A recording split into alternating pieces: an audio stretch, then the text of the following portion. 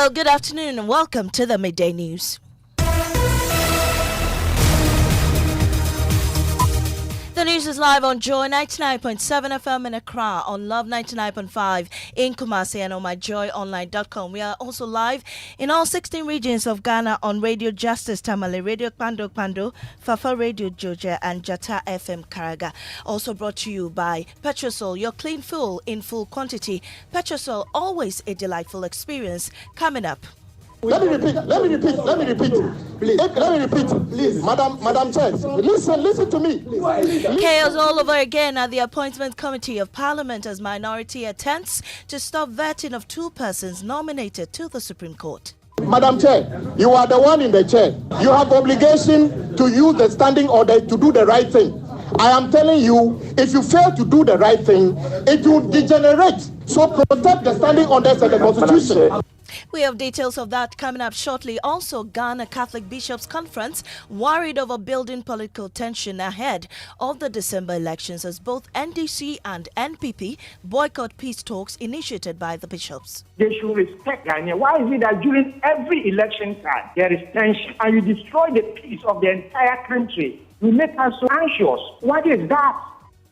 We'll also analyze the impact on the economy as NDC flag bearer John Mahama pledges to scrap e-levy and betting tax. We have details as policy think tank Imani Africa disagrees with the idea. We talk already. Say where we come, the betting tax will go remove them. E-levy too will go remove them. Maybe the rates ought to be revised. That I agree with. But in terms of doing away with it, that's more political talk. And I think the boys were happy yesterday. That's what people like. People like free things.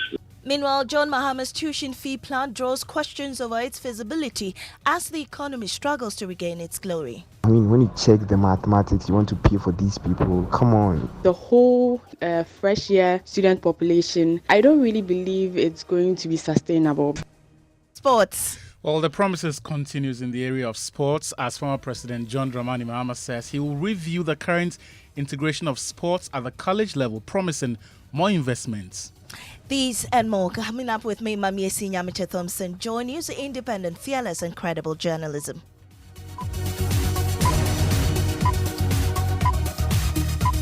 Let me repeat, please. Madam Chair, listen to me. Now, chaos at the Appointments Committee of Parliament as the minority are currently attempting to stop the vetting of two persons nominated by President Akufo-Addo to the Supreme Court. Justice Sophia Benasco Issa and Professor Richard Frimpong Opong are expected to answer questions on their eligibility, but even before that, we'll get underway. Questions are being raised about the constitutionality of the appointments. First, listen to NDC MP for Boko Central, Mahama Ayariga, insisting the appointments have been unconstitutional. I think that we have been doing an illegal thing, an unconstitutional thing. The president has been exercising the power without any foundation in the constitution or any law that I know, and I want to raise it and have it captured. Object to the nominations on the basis of the fact that it is unconstitutional. It flies in the face of Article 128 of the Constitution, and it is not founded in Article 144 of the Constitution. It offends the discretionary power provisions of Article 296. It doesn't satisfy the Parliament's powers to fill in voids under Article 298 of the Constitution. I don't know if you want to continue with this exercise, but to tell you the truth, we've been doing the wrong thing. Well, I'm joined on the line by parliamentary correspondent Kweku Asante. Kweku, has the chaos settled yet? What has been the reactions by the majority? Well, there was some back and forth. We've been hearing from Frank Anodompre and the Deputy Majority Leader, Patricia PJ, who is chairing the committee today, who insists that despite these concerns by the minority, they really believe the committee should do its work, vet the nominees, and then report back to Parliament the concerns that the minority had raised. One of our statutory duties as an extension of Parliament, an appointment committee, to consider nomination from His Excellency the President. What are we doing? We are only to vet and to report to plenary for a decision to be taken. We are not determining whether we are going to take a matter under certificate of agency, which will be determined by a committee. No, this is vetting. Madam Chair, I am ready for us to start. So, as said by Honorable Ayariga, it should be captured in our report and we take it at plenary. And I also want to move that we move ahead Because, you see, when the letter came, Mr. Speaker had a look at it, came to the floor of Parliament, and then read the letter to the hearing of members present. And Mr. Speaker referred it to this committee to proceed and vet our nominates. At this juncture, I think we have to just move on and do what is being required of us. Well, Kweku is still with me on the line. Kweku, what's the decision? Well, the decision was that the minority insisted that there must be a vote. In fact, Mahama did move a motion, was seconded by the minority leader on the committee, and the decision was that they wanted to vote. The minority side would not allow that. In fact, at some point, the chief whip wanted to overrule all the minority and then just go on with the vetting, and that is when the chaos started. The warning came from the minority that they are overruled, the vetting is simply not going to happen. It will not take place. Do the right thing and peace will be here. If you fail to do what is right according to our standing orders, I can guarantee you that chair will be very hot for you. I'm telling you, it will not. I'm not threatening. No. Because if you breach the law, no. If no, listen. Please, let me repeat. Please, Madam Chair, listen to me. Listen to me. I said, listen to me. Please. Why don't you listen to me? Please, Madam Chair. No. I said, let me say it. Please. You said, please. Let me listen to me. Madam Chair. You are the Madam Chair. You are the one in the chair. You have obligation. You have obligation to use the standing order to do the right thing. I am telling you, if you fail to do the right thing, it will degenerate. So protect the standing orders and the Constitution. Well, Kweku, so what's the current situation now? Has the sitting been suspended or something is ongoing now? Well, the committee has decided to take a 10-minute suspension to try and dialogue among members. In fact, from the view from the 10th floor, I've just seen the majority leader, Alexander Fidomakin, drive into Parliament. There's a current crucial meeting happening at the office of the First Deputy Speaker, Joseph Oseusu, who ordinarily is expected to be the person chairing the committee. We understand he's currently indisposed or unavoidably absent, for which reason Patricia PJ is the one presiding. So currently, he is also going to join this meeting to try and get an understanding. And this meeting, that was expected to be 10-minute suspension, has dragged on beyond that, telling the kind of entrenched position both sides have taken on this matter. But we expect that right from there, Patricia PJ will announce the decision of the committee, whether or not they are going to continue the vetting without the vote that the minority have demanded. Essentially what the minority are demanding is that this vetting be put on hold up until the president complies either by an act of parliament or through a constitutional instrument before he can extend the numbers on the Supreme Court from 10 to any other number. Thank you so much. Kweku Asante is our parliamentary correspondent. Now to the election headquarters. The election headquarters is brought to you by Petrosol Clean Fuel in full quantity. CIMA, the Chartered Institute of Management Accountants, CIMA, AICPA, and CIMA together as the Association of International Certified Professional Accountants. Also brought to you by Chopbox Technologies, a convenient service, and Youth Bridge Foundation, bridging gaps for the positive youth development. Now, the Catholic Bishops' Conference is this afternoon, expressing worry over the building political tension in the country ahead of the 2024 presidential and parliamentary elections.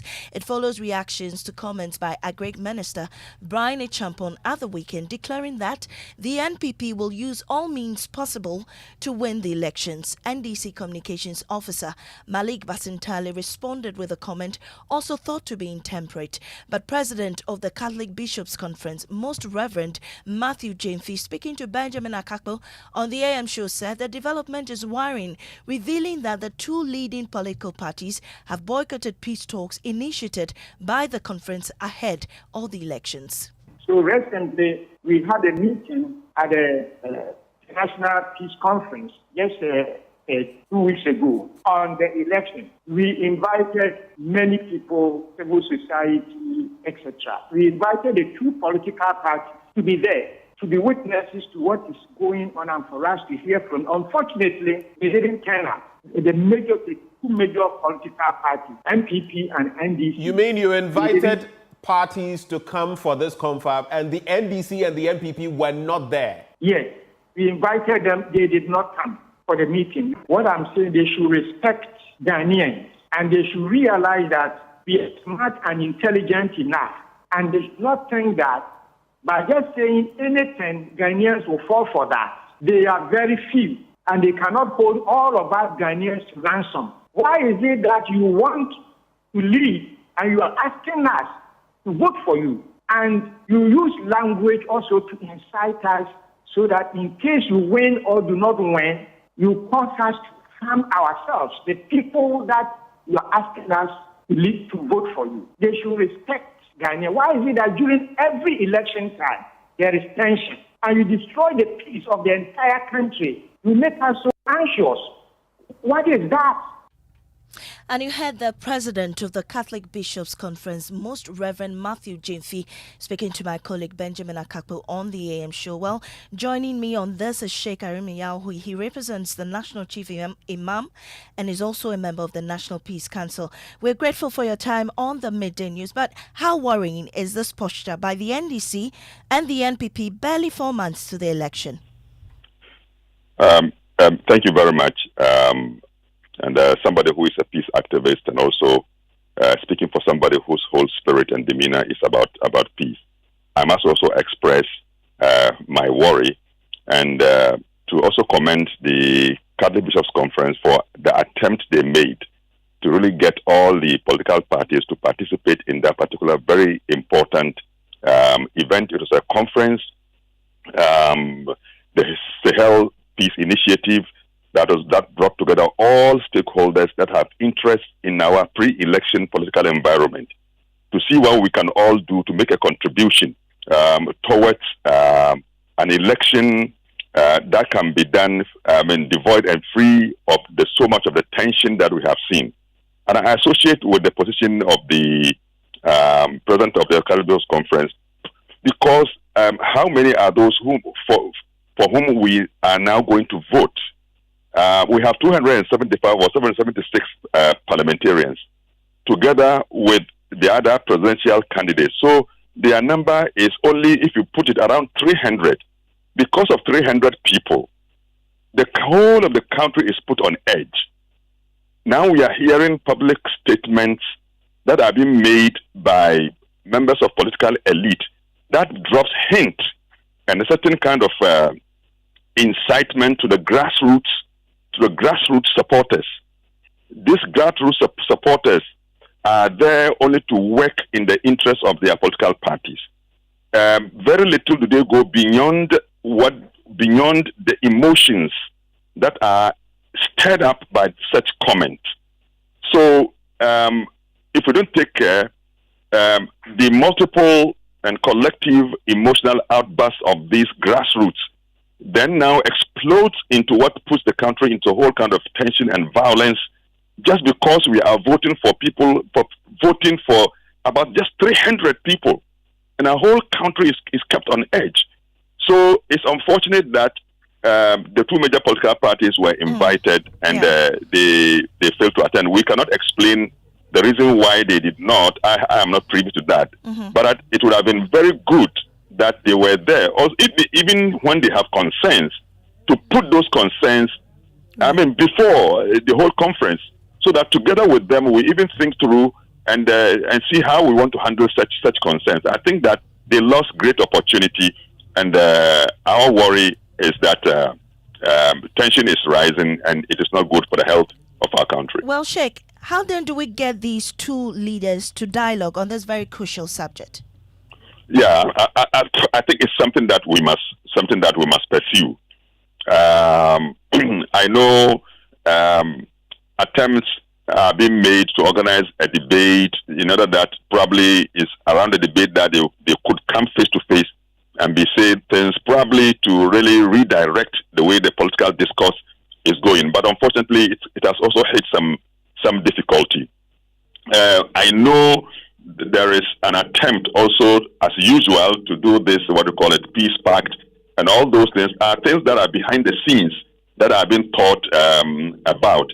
So I think that very eminent persons in the country, like a group of very eminent persons, can talk to the two political parties behind the scenes behind the scenes. And that is the way, in my own view, the National Peace Council does its work.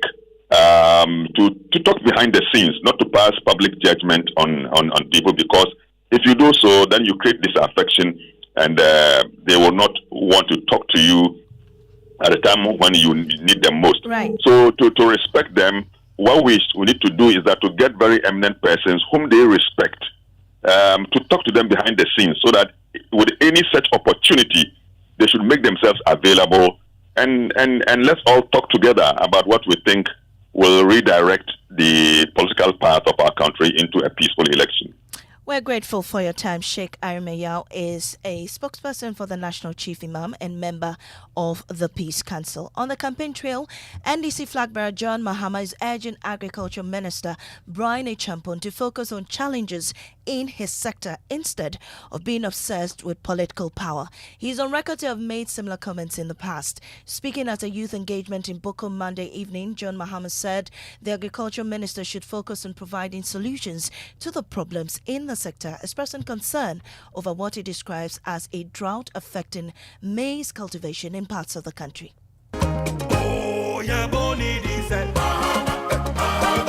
The crowd at the Bukom Arena erupted with joy as the NDC flag bearer entered the venue. Earlier, the youth wing of the party had hosted him at the UPSA, where he launched the Youth Manifesto.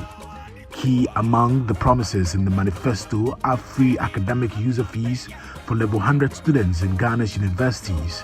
It was a relaxed atmosphere at the Bukom Arena as young people took the microphones to ask the NDC flag bearer questions about his policies. Listen to his response in Pidgin when he was asked about the betting tax, the e-levy, and other taxes described by him as obnoxious. This one be the yawa of the day. Boys, they hustle, and job no day. So now the bet, they do small, get money for gobe. You see? So we talk already. Say where we come. The betting tax, we go remove them. E-levy too, we go remove them. Thank you.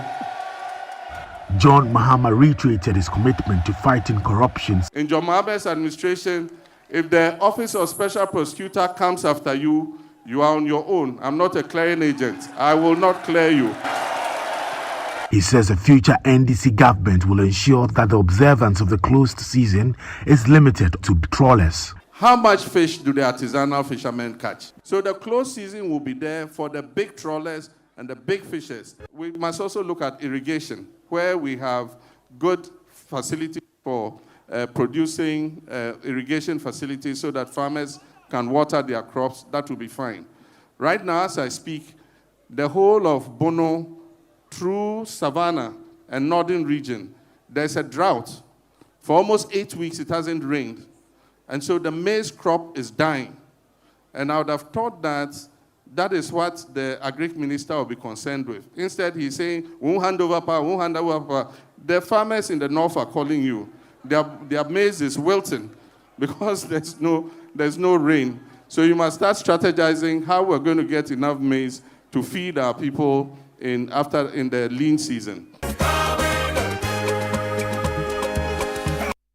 Well, the NDC flag bearer has started his tour of the Volta region this afternoon with the North Tongue constituency. Maxwell Agbagba is there for us and joins us on the line. Maxwell, what can you report?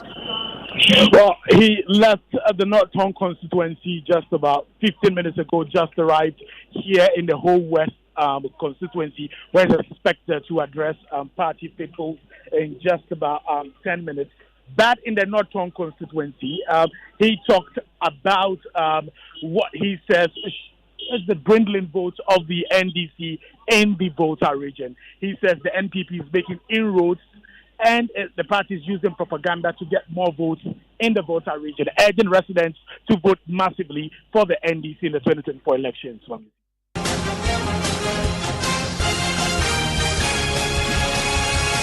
That was for election headquarters. You're still listening to the Midday News here on Joy 99.7 FM. We'll take a break. We'll come back with sports. And in our Drive Safe campaign, we'll tell you the story of a road crash victim who's turned her life-changing experience into a mission. He was overtaking another car with speed, and then the tire busted, so he couldn't control. And I've been taken to the Road Safety Commission to meet the board members.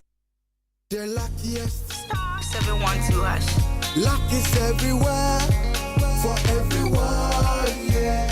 Here's to the friends who dialed star 712 hash and found no regrets. To the investors who struck gold. To the health workers who diagnosed luck with precision. To the tough guy who couldn't hold back his tears. To the passionate fan who couldn't contain his joy. To the seamstress who turned her hard-earned stitches into a bundle of happiness. And now, here's to you. Your next big win is right here. Luck is everywhere for everyone. Dial star 712 hash. Now join in the luckiest winning celebration. Every 1st July 2024. Over dial star 712 hash. Now I can to take it through as a group, individual, and now even as a community. Now win Nistika Kessie. Prizes are Kessie in the community draw or go for the grand draw on the 30th of November 2024. Unlock your luck with star 712 hash. Now join in the winning streak now. The luckiest star 712 hash. Luck is everywhere for everyone, yeah. The luckiest. Water is life. Sanitation is dignity. Climate change threatens both. Join Joy News, WaterAid, and the Greater Accra Metropolitan Area Sanitation and Water Project as we host a national dialogue on climate resilient, safe, and sustainable wash services delivery. Hear from political leaders on their plans to prioritize wash in our national agenda. Be a part of the dialogue and let's chart a path towards prioritizing wash in our national development agenda as we approach election 2024. Together, let's ensure a sustainable and resilient future for all. The date, 13th of August 2024. The time, 4 p.m. Venue, Nat Hall in Accra. It will be live on Joy 99.7 FM, Joy News, and around the world on myjoyonline.com, as well as our social media platforms. Join us. Be the change. Wash Dialogue 2024.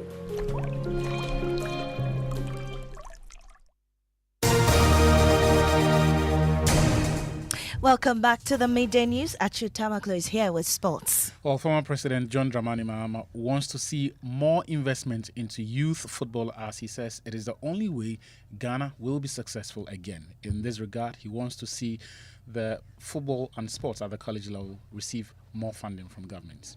Football is national sports and everybody, but we must organize it in such a way that we are able to get some. And so we must bring back the inter-schools football, we must bring back the Milo championships, we must bring back the academicals, we must bring back the coaches and all that, so that we can pick the talents. And when we pick the talents, the thing about the Ghana team is we have individual talents, but they don't have enough playing time together. That's the gospel according to former President John Dramani Mahama. Thank you, Achu. Now, the Kwame Nkrumah University of Science and Technology says it is chasing the Electricity Company of Ghana, the Social Security and National Insurance Trust (SNIT), and 3 other entities for some 1.2 million cedi debt. The amount, according to the Auditor General, is the cost of rented space for office and private hostel operation for years. Appearing before the Public Accounts Committee, Vice Chancellor of KNUST, Professor Rita Akosua-Dixon, says out of the $1.2 million, only one entity has paid some 25,000 cedis. With Electricity Company of Ghana, what we have done is that we've kind of done a barter trade with them, so settlement plan.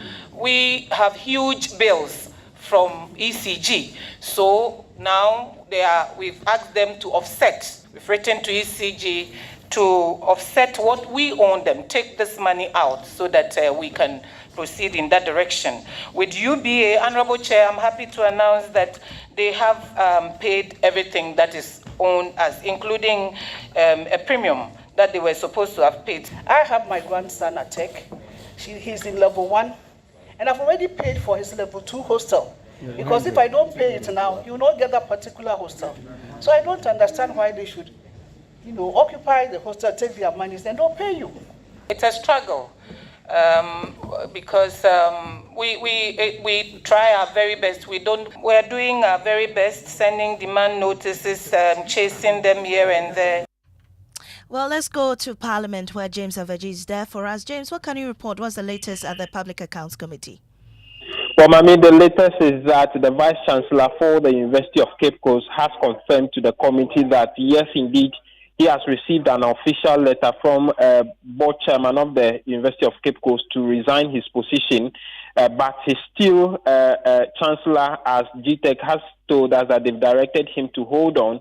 The Deputy Minister of Education, who is standing in for the substantive minister, said he would decline any further comment on what the Education Ministry is doing about the situation until the substantive minister appears before the Education Committee to provide some final details on the issue. Maame. Thank you so much, James. After a harrowing brush with death, 33-year-old Grace Akosua-Samoa is channeling her near-tragic experience into a powerful mission to become a safety advocate. My colleague Adobe Asari has more in this report read to you.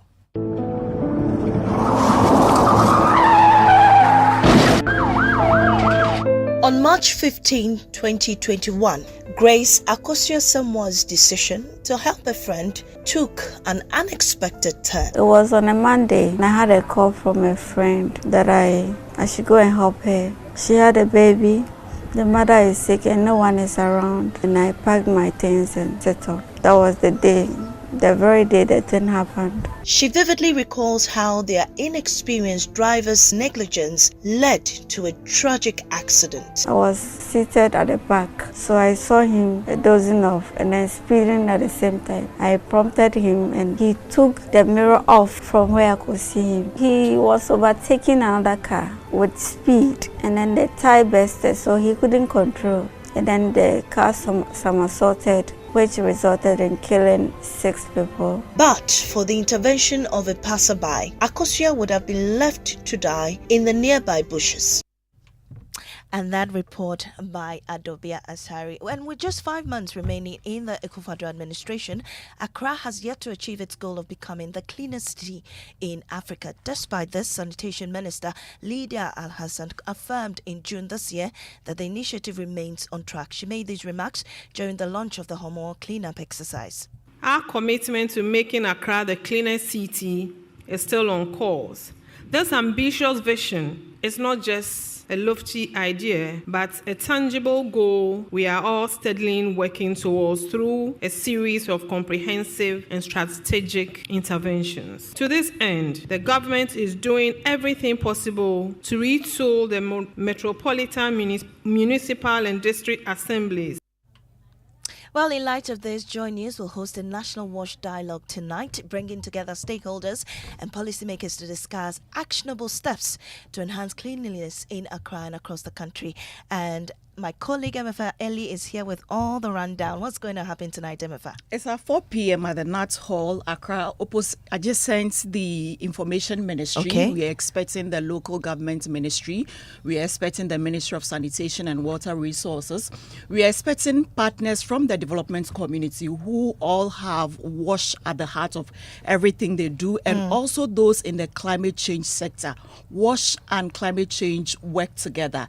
And so, just as you said, we are looking at actionable steps. So these people are coming together to help us strategize, devise solution so we can make Ghana a better place to live as far as sanitation and the health of the environment are concerned. Thank you so much, Emefali. And you don't want to miss that action. Tune in to Joy News, Joy 99.7 FM, and follow the conversation on all our social media platforms and be part of this important discussion. And just before we go, Jackie is here with what's trending. Jackie. Well, SE content creator Koji Sheldon is trending after he made a post suggesting that the former President John Mahama's team invited him to the launch of the Youth Manifesto yesterday. But he says that it was on condition that they give him a question to ask. Okay. So they were giving him a question. So he's trending. People are just criticizing him and asking him to provide evidence of maybe if they replied him that he gave him a certain question to ask on the platform. But apart from that, Sinaso and Sarkodie, a collaboration that we all didn't expect, Their new song is trending